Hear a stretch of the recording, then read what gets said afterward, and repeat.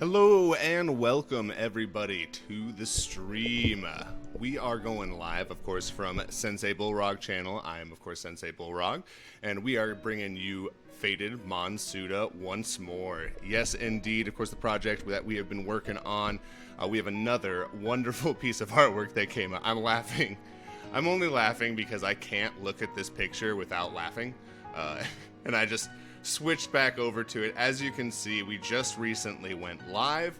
The contest is going to be going for the next 2 days and 3 hours, basically. And it's going to be ending on Sunday, 11:59 p.m. Pacific time. So basically, you have until then to go ahead and join this giveaway. And again, this is going to be the promo card for Doobs Magee. He is, of course, from the Monsuda type joint family. And we're going to be going into the Monsuda types here today and discussing what different types there are. If you remember or have followed our pages at all, you've seen Bilbo Bongin. That is another one that we'll actually be doing. That'll be our next giveaway. We're going to be going ahead and going back to Bilbo Bongin, the first Faded Monsuda ever created. But we do want to focus on Doobs Magee here. Want to talk about some of his abilities. One of the cool things about Doobs Magee, as you can see, he has those wonderful hatchets. One of his ability is going to be to specifically hit the rear guard. We're going to be going over gameplay a lot on these. One of the things I've talked about in the past for gameplay is that there's going to be a front guard and a rear guard, and in most instances you have to attack the front guard first. Well, with Doobs Magee, he can actually hit the rear guard with his ability, which is going to be Hatchet Toss. Once he throws that hatchet, though, there is a penalty for such a powerful ability to be able to attack the rear guard without having to deal with the front guard, and it halves his attack for the next turn. So he won't be near as powerful for the next turn if you want to use that attack. He could be an easy target as well for another person who wants to, for your opponent's, or rather the other Monsuda card shark, if they decide to attack your specific Doobs Magee. A good place to put him might be in the rear guard to keep him safe behind your front guard. But once again, really cool move there. You'll be able to deal with all sorts of different support, healers, and other people that will be in the rear guard, or rather other Monsudas that will be in the rear guard. And again, you're going to want to deal with those rear guard Monsuda that are hiding behind the tanks up front, specifically because they're going to have all sorts of abilities that heal the tanks. They're going to have all sorts of support abilities that help their own team, maybe give them different boosts, different abilities, as well as harm your team. There's different immobilization, different dots, damage over time, so you're going to want to make sure that you're handling the whole field as it comes, and Doobs Magee is going to be great for crowd control and great for targeting specific monsters that would normally be safe behind those nice big juicy health tanks. So definitely want to have that. He's also going to have a really cool torched ability. That's one of the things that we're going to go through in the gameplay once we go over all the different abilities that Faded Monsudas will have. Torched ability is something that happens once a Faded Monsuda is planted during the plant phase. Of course, if you were to compare it to another thing, it would be this, similar to summoning a monster or placing a monster. This is going to be how you get your Faded Monsuda onto the field. And once Doobs Magee takes the field, he is actually going to increase the attack of all other joint type Monsuda by 2. So this can be a huge sway in the tide of battle. It could appear like you have a losing front guard and rear guard. It looks like your team is going to be taken out by the opposing team with the current cards on the field. Plus 2 attack could change the entire tide of battle. Depending on what your current Monsuda are, it may provide a opening to specifically a direct attack, which is where you're going to attack the other Monsuda card shark's playable character and hopefully get enough damage to end before his lineup can destroy yours and take your health down to 0. So definitely something that can change the tide of battle. If you are in the middle of the game, it could be something that changed the field tide of battle. Specifically, say that, the opponent that you're facing has a lot of Monsuda up front. You don't quite have the damage to take out their front tank without losing quite a few cards and losing the card advantage. This is something that can go ahead and turn that tide specifically in your favor, because you're going to be able to go ahead and have more attack. Before, you may have not been able to take out someone's Fated Monsuda because they had too much health, but +2 attack to your entire field if you have all joint types is, think about it, +2 for Doobs Magee, but +8 total attack across the field because there's 5 Fated Monsuda slots, 2 in the front, 3 in the rear. That can be a really big boost in a one-turn move. And then on top of it, he gets that +2 attack. You can go ahead and use that ability to attack the rear guard on your first turn. So you can do some serious damage if you use Doobs Magee in the right spot. It's just so hard to say that name without cracking up. How's it going? We got Ali Mott Vancouver in the room. Thank you so much. We got Johnny Christian. Hello, how are you doing? It's good to see you. Glad that you're enjoying the music. We got that playing in the background. Hope it is not too loud. Let me know if it is too loud. You can't hear me.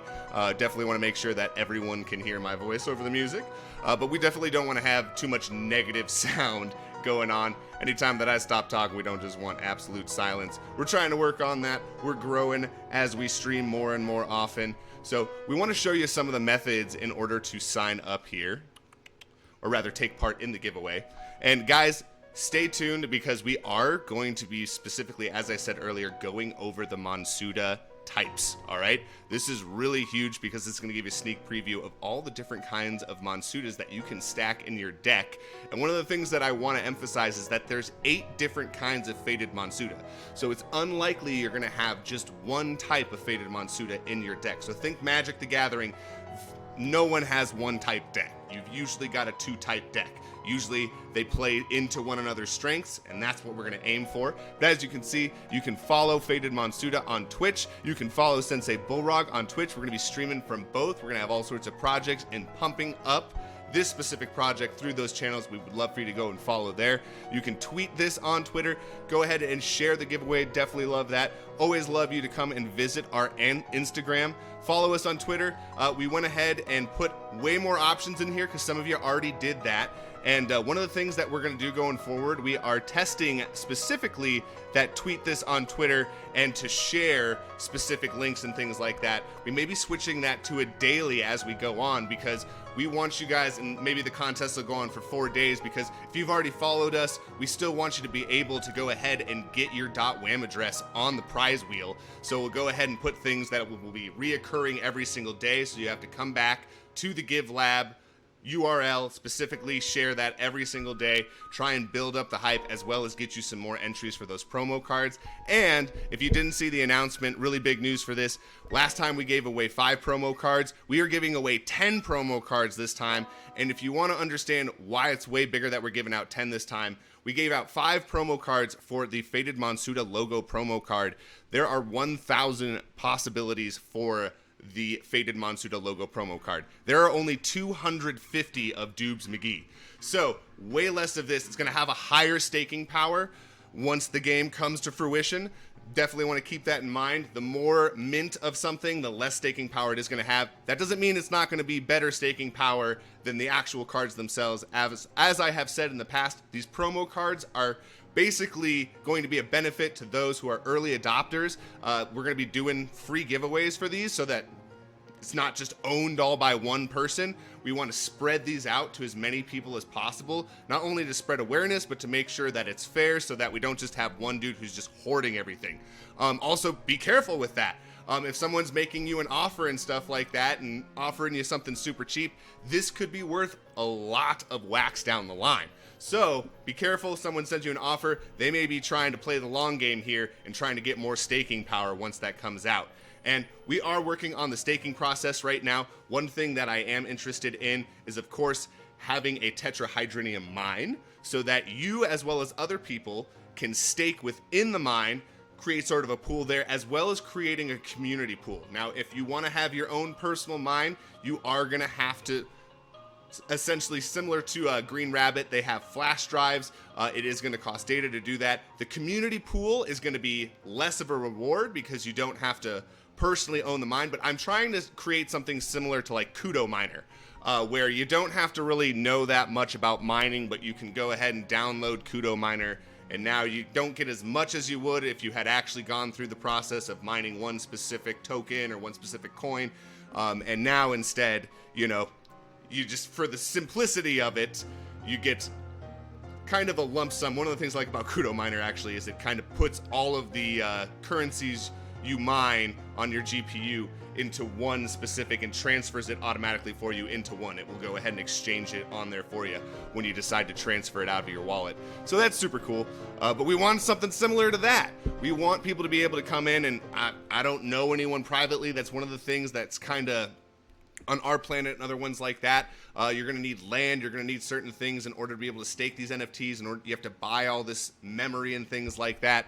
And we want to make it a high reward for the people that get lucky enough to get those tetrahydronium mines, but we don't want to leave people out in the cold if they don't get one of those. You know what I'm saying? We still want everyone to be able to have a chance at these craftable cards, the hybrid Monsuda, because those are going to be game changing. And if we only make them available to the people who are fortunate enough, or the whales who buy crap loads of packs or try to buy all the mines that are available on the marketplace, we don't want to make it so only they can specifically get stuff. And that's the other thing, you got to have the cards in order to stake inside of the tetrahydronium mine. It's not just going to make tetrahydronium for you. You got to have the cards in order to stake it, which is why we're going to try to emphasize people sharing their mines, because try to make them large enough and things like that to where they can't maybe fill them all up on their own. So that's something to kind of think about, as well as that. We want to make this a community project. We want people to have to constantly be talking to each other, playing with each other, making deals, things like that. I don't know if we want a whole bunch of third-party stuff going on, like in Upland, like almost everything, like Up2Land, the auction bot, all that stuff is third-party. I'm not sure we're going to go that far with it, but we want there to be room for people to work out deals and things like that. And you can use my mine for X amount of time for this amount of wax or something like that. We want to make sure that people are in here and cooperating with one another. We want to make sure that no one's left out in the cold. But now it's time to make good on specifically, it's kind of funny, the Nightmare Circus, as we talk about the faded Monsuda. They're not that scary, right? Let's get a song change in here. Let's go to Forest Stroll. There we go. These are all my own original compositions so that we don't get sued. We don't want to steal anyone's music and get in trouble or get taken down. Alrighty, so let's go ahead and talk about faded Monsuda types. The Monsuda classes. And there we are, down to the Monsuda types. So, as of right now, there are many types of Monsuda, and the different kinds continue to grow every day. Currently known Monsuda types are as listed. 1. Flowers. 2. Joints. 3. Bongs. 4. Zongs. 5. Sugar wax. Now, I've capitalized the wax on there. That is going to be, we'll go into why I've done that. But 6. Crumble. 7. Shatter. And 8. Gandalfs. All right. So, let's go a little further into these. All 8 of these Monsuda types have their own unique abilities as well as shared abilities. Some abilities will be usable by multiple types, while others will be specific to that Monsuda type only. So, that kind of goes in play with what I was talking about. Some of these things share different things, they share different abilities, and they might be a little bit more in tune with a specific Monsuda type than another. So let's go ahead and go into these. We have number 1, flowers. So we have the Monsuda classes, which let's go over that for you really quick, just so you know the 5. We have attackers, tanks, support, healer, and hybrid. So each Monsuda type is going to have a certain amount of different classes that pertain to that type. So again, really hard into you've got to combine different types in order to create really cool meta strategies. So number 1, flowers are going to be attackers and healers. They specialize in massive single unit damage. They specialize in armor pierce as well as single unit heals. All right, so obviously some of those are going to go specifically to the attacker type, and some of those are going to go specifically to the healer type. Obviously, single unit heals are going to go for a healer. Single unit damage going to go to the attacker. And again, massive single unit damage, that is in line with Doobs Magee's Hatchet Toss, which he will be able to hit the rear guard and deal a large amount of damage to someone's rear guard. Super cool ability there. And then we have joints in here. Oh, my apologies. I mixed that up. That is joints. So we have flowers, which are going to be support, healers, attackers, and they have average damage abilities, balanced heals or attack, as well as burn effect. All right, so super cool on that one as well. In order to be able to use flour and get its purpose, you have to light it on fire. So a lot of these things are going to have little burn effects and things like that, as well as the average damage abilities. Once again, these are going to be a balanced, so it's going to be flour. These are going to be balanced, and the reason I want it to be balanced is because one of the cool parts about the flour Monsuda type is it has a lot of possibilities. So you not only have just the regular flour that is available, and you can, different nugs and all sorts of different slang for it, but there's also just a billion different strains of weed, which is why I wanted to make it balanced, specifically so that when, people are going on there and things like that, they kind of see that we've went ahead. Oh, sorry about that. I'm trying to scoot this up so you can see Doobs Magee again. My apologies there. We want it to be balanced, just like it is in the real world. Also, kind of a play on a word when we have the hybrid Monsuda class, basically just like, we start off with the original strains, just like we did with regular weed, and lead into the hybrid weeds. So it's things like that, and maybe you'll see some different hybrid strains with that second release when the hybrid cards release. So definitely something to look out for. And we want you to let you know that the bongs are going to be some heavy duty, as well as the zongs. Both the bongs and the zongs are going to be tanks. Now, you would say, oh, well, the bongs and zongs must go together, right? Not necessarily. The bongs as well as the zongs are going to have different abilities and things like that that make them go better with other different kinds of attack-based Monsuda. So let's go into the bongs. We have tanks, support, immobilization, loss of turn, confusion, cause enemy Monsuda to damage friendly targets. So that's what bongs specialize in. Zongs, tanks, healers, AoE heals, strongest tanks in the game. Hypnotize, send Monsuda to sleep for possibly multiple turns. So different abilities there, they do different things. Zongs have less disrupting abilities, as you can see. They're more about healing, they're more about taking damage, and maybe have a little bit more vanilla cards in the Zong section with just some cool design. Hypnotize, I kind of find it funny. You have all sorts of crazy designs with Zongs, so it makes sense that the Zongs would have maybe a crazy pattern that would lead to the hypnotization. As well as bongs, tank, support, you gotta love that. And the support is, of course, going to be all disruption. No heals for bongs, they are all for disruption.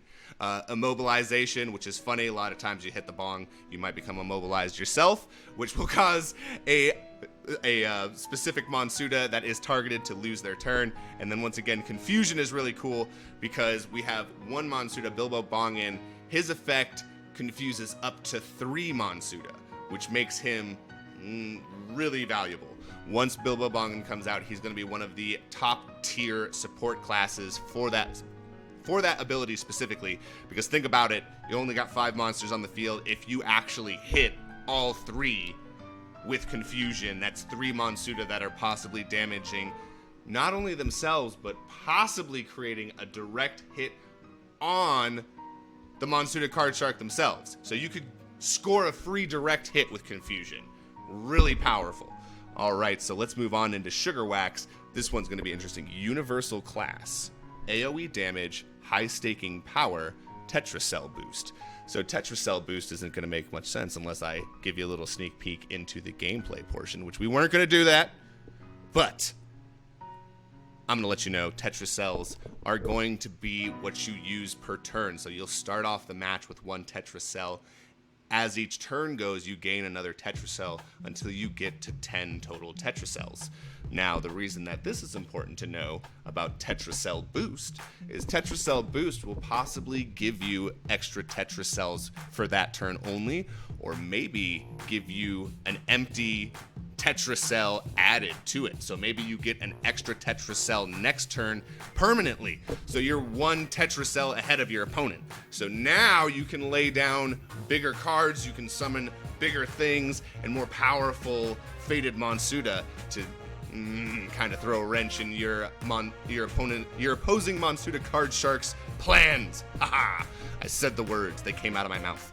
All right, high staking power, I put that in there because Sugar Wax is going to be one of the higher staked Monsudas out there. There's going to be a lot of them. That's why I made them a universal class. They do AoE damage, the rarer ones, but since they are universal class, they have a high staking power. There's going to be a lot of them. Again, strains. Lots of strains when it comes to wax, crumble, shatter, and flower. Lots and lots of strains that you can go from there. And guys, I don't even have to use the same strains. I can, there's thousands of strains now. I got just content out the wazoo. And that's the best part. Some of them are so freaking ridiculous. Man, like, I can't wait. I've got so many names just sitting in the tank already. Like, I don't even have to go, I don't even have to dip into that well yet. And I'm so excited. The names are going to be hilarious. I love it. But let's go into Crumble now. We got support, massive power boost, combines well with other cards. So that is what Crumble does. And kind of the idea behind this is the Crumble, what I want to try and incorporate in the artwork is the Crumble is crumbling apart. And if you've ever had Crumble before, it's something that starts off very sort of, maybe a little sticky depending on the consistency of what you get. Sometimes it's in like a solid block, but when you break it up and then you start to melt it, it coats whatever it's on. So, kind of similar thing, Crumble is going to be a support card that pairs well, so definitely going to be in the rear guard. But say that you have a tank that, a lot of tanks don't have a lot of attack power, but maybe there might be a combination play with a Crumble in the rear guard as well as a tank in the front guard. And maybe one of these Crumbles will give you a nice gigantic attack boost, giving you a freaking super tank up front. So, they only have support in the Crumble Monsuda type, but that support is going to be big. Like I said, massive power boosts, all right, guys? These Crumble are going to be something you want in your deck in order. If you're catching on to this, guys, there's no item cards. There's no trap cards. This is it. You play your cards and the strategies on the field. So that means if you want to have the best strategy, you're going to have to hide your hand. All right, you can't lay everything down at once. This is going to be a complete pace gameplay style. All right, and if you want to see something similar to this style of play, Hearthstone is sort of a good example. But look up Card Fight Vanguard because Hearthstone has spells in it. It has different effects and different cards and stuff like that. Check out Card Fight Vanguard. Look up some gameplay on that because that's I played it a little bit. When it first came out, it's just such a fun concept where it's just smash mouth, monsters only. You have your specific, card. I can't remember. Your Vanguard. There you go. Derp. It's called Card Fight Vanguard. You have your Vanguard, and specifically if the Vanguard gets hit and loses a battle, you take 1 damage. And if you get 6 damage, you lose. So our style and how you win is different than that, obviously. But we wanted that smash mouth, like, you gotta figure out what cards you have. You gotta figure out what plays well together. You gotta figure out what Monsuda types complement each other. There's gonna be some combos that maybe don't make sense. Maybe there's one card that's a one-off that you can fit in really well with a deck that normally you wouldn't put that Monsuda type in that deck. We want this to be so interchangeable with one another that meta strategies start to blend, all right? We want it to be, because that's the thing I've noticed is if you put too many abilities in one class, you get this meta strategy with one type of card and one type of play style, and then if you watch a lot of tournaments, it's just the same deck over and over and over. It's the most boring thing ever. No one wants to watch that. If you want to watch someone who's done a great job, Yu-Gi-Oh! Duel Links, if you check out that app, they've done a great job of creating multiple meta strategies to where there's like, at this point, there's probably a dozen, like, they have the tiers and it's like God tier, it's like the top one, and there's like a dozen that are ranked in the top. Like, if you have this deck, you're gonna win. Like, and obviously, at this point, with so many of those decks, they all start to counter one another. So these 12 different meta decks that they have all start to attack one another. So now you have that probability again of who's going to win, who's going to get the better draws. It brings back that strategy. So we don't want to release just enough or have like one type be the thing that everyone goes for, because that's how you get screwed, man. That's just how it's how you get backed into a corner with one meta type, and now everyone's holding all these cards that they're like, what do I do? And that's also why we have the mining option with the Tetrahydrinium, is if you do get cards that you're like, what do I do with this card? Maybe you're having trouble selling it on Atomic Hub, someone else doesn't need it for their deck right now. You can stake it. You can go ahead and start earning some Tetrahydrinium. We want every card to have its purpose and every card to have its home in your Atomic Hub inventory. We know they take up space. We know that you have to purchase RAM inside of your Atomic Hub inventory. We know that you may have to spend money just to hold our cards in your inventory. Not much, but nonetheless, we're aware of it. So we want to make sure that it's worth it. We want to make sure that every card you have counts. So that's why we're doing that. We got the crumble done. Shatter. Attack class. Support. Dots. All right, guys. So obviously we can guess pretty hard as to why this thing. Shatter, number one, it's got to be an attack class, right? It's got to be an attack class type Monsuda. The name sounds like it's gonna break the ceiling, right? Shatter. And then also have support. It's brittle. Again, similar to the crumble in terms of it has a solid form. You apply heat, it can coat. But specifically, damage over time. We want that something shatters, something falls to pieces, damage over time. We want it to be sort of like crumbling away. Which we may end up actually switching the massive power boost. I'm reading this out loud and I'm like, wait a second, those things go better. But yeah, nonetheless, damage over time as well as massive power boost. Those are going to be things that Crumble and Shatter have that enhance a lot of the attackers, a lot of the tanks, a lot of the healers, a lot of the supports. So as well as damage over time is big, guys. Everyone always, and there's not enough damage over time in trading card games. It's all over RPG and there's just not enough, and I want to be able to, it's easy enough to do. And I think Pokemon really weirdly was one of the people that really had like dots. Like you had counters that you had to put on there and things like that would be specifically for status impalements and things. So that's some of the things that, one of the only good things that came from the Pokemon trading card game, that definitely wanted to take some of that over, because I just like it. Like if you add more poison and it builds over time and each counter is an extra 10 damage and things like that. Really big, really cool concept. I like that. I want to incorporate that. Again, we want this to be Smash Mouth style. We want games to, last longer than 3-5 minutes, but we also want it to be exciting. We want every play that you make to have an impact on the end game. You know what I'm saying? And finally, we've reached number 8. Perfect timing. We're at 30 minutes. Gandalfs. Gandalfs are awesome, y'all. Gandalfs are going to be absolutely sick. Few have seen these fabled Monsuda, let alone know what they do. Well, except for perhaps Professor Bongsley. If you have not heard or read anything, Professor Bongsley is the first fated Monsuda capable of human speech. If we were to compare him to another character, think like Professor Oak, but imagine if Professor Oak were a talking Pokemon. Pretty much similar concept there. He's the guy who's in charge of it. He's also going to be the guy that you go ahead and see for crafting hybrid Monsuda. And we are, of course, going to make him the one. He's the only fated Monsuda capable of speech, right? And no one's been able to register any information on these Gandalfs. So one of the things that we're going to incorporate is an event discussing the Gandalfs, discussing what there are. And if you're not sure what a Gandalf is, just type in Gandalf pipe into Google. And you know what? Let's teach the people. Gandalf pipe. Exactly. So think of this fellow. Think of this fellow right here. Yes, Mr. Gandalf. Nice big long pipe. And that is, of course, a nickname that is what people call them. People call it a Gandalf pipe because of the Lord of the Rings. It was the giant pipe that he smoked. But lots of cool designs on them and lots of cool different instruments that you can create with it. And it leaves a lot of room to create some really, really cool artwork.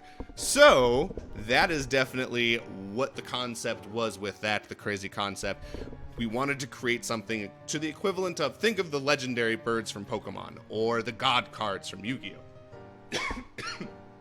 That's what these fated Monsuda are going to be. So we're not telling you what they do. I know. It's horrible. They're the legendary cards, right? You want to know what they do. But that's just the point. We can't tell you yet. But I can tell you that I've already started concepts for the artwork. I've already started names. I've already started abilities. I've already started everything for these guys because I couldn't wait. I know it's the 8th one on here, and it's going to be the last promo card. By the way, it's going to be the most valuable promo card. So definitely keep a lookout for the Gandalf promo card because it will be the first time you see it. And maybe when we release the Gandalf promo, if everyone starts following, starts hyping everything up, we'll release the abilities of the first ever released Gandalf Faded Monsuda, which is going to be a doozy. Like I said, meta strategies will be based off of these cards. They will be the end-all, be-all of Faded Monsuda. Don't get discouraged if you don't get one, though. Going to be lots of meta strategies. That is the point. And keep in mind, one of the things that is important to know about very cool cards like the Gandalfs, remember the Tetra Cells, it's going to cost a lot of Tetra Cells to summon a Gandalf. So not an early game strategy. So if you don't get one, perhaps you're thinking about a rush deck. Yeah, lots of monsters on the field, lots of damage, take your opponent by storm. Who knows? But that is the end. We're at the end. The music even stopped. Our playlist is over. That is the timer, guys. Thank you so much for coming. I muted the auto from the last 30 minutes. I missed out. It's okay because it's going to be recorded here on the stream and then we're going to put it on the YouTube so you can follow along and you can still hear all the cool stuff. So definitely going to be cool things in there. Oh my goodness. Let's put the Give Lab in here. See, some people already got on top of it because some people are in the Discord. Some people are in the Discord. So there is the Faded Monsuda giveaway, the link for that. And let's go ahead, and I'm talking about the Discord, so let's go ahead and get that link for the Discord.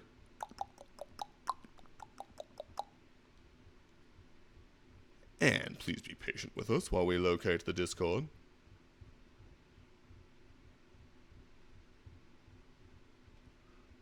Oh, wait, let's see if it'll be nice and just give it to me. Invite people. All right, let's see. Let's see if it works. Indeed it does. Excellent, valid Discord link. That will go ahead and bring you to Game Boy Ali's blockchain gaming. Guys, this is huge. Game Boy Ali is going to be absolutely massive in the content creation game, not just because he's an awesome content creator if you haven't checked out his videos, because I mean he's just recently started putting stuff up and he's already blowing people out of the water, so you got to go check out his content. Absolutely awesome. But he's also got this Discord channel where he helps fellow content creators. All sorts of people are giving out free NFTs here on a daily basis. Faded Monsuda is in there on a daily basis. This is a place to be. You got to hop in this Discord. Guys, this is absolutely awesome. You get so much info from here. And I mean, it's not like even as of right now, like they're not charging you like $1 billion to find out the ways to be number one. They're just sharing info. They're just giving people the links. They're showing people where to go. They're showing people how to pound the pavement, and they're pounding the pavement themselves. So click that Discord link, check it out. Make sure you go there. Make sure that you show them some love. And if you're a content creator or you're an NFT creator or you're someone who collects NFTs and want to find out where the hottest new projects are, you best join that Discord group. All right, guys, that's all the time I got tonight. Thank you so much for joining. Have a wonderful... Oh, let's go. Wait until my PC arrives. Oh, Game Boy Ali is in the chat. Shout out to Game Boy Ali. Oh, my gosh. Shout out to Johnny Christian 2021. You've been in here the entire time. You guys are awesome. KA909. Oh my goodness, we got people in the chat. Oh my God, it feels good, right? It feels good. I don't look as attractive. I'm not as attractive as them other Twitch streamers on here, but I appreciate y'all showing up. I appreciate y'all supporting the Faded Monsuda cause. Thank you so much, y'all. Have a beautiful evening, wonderful weekend, and we'll see y'all on Monday for that giveaway.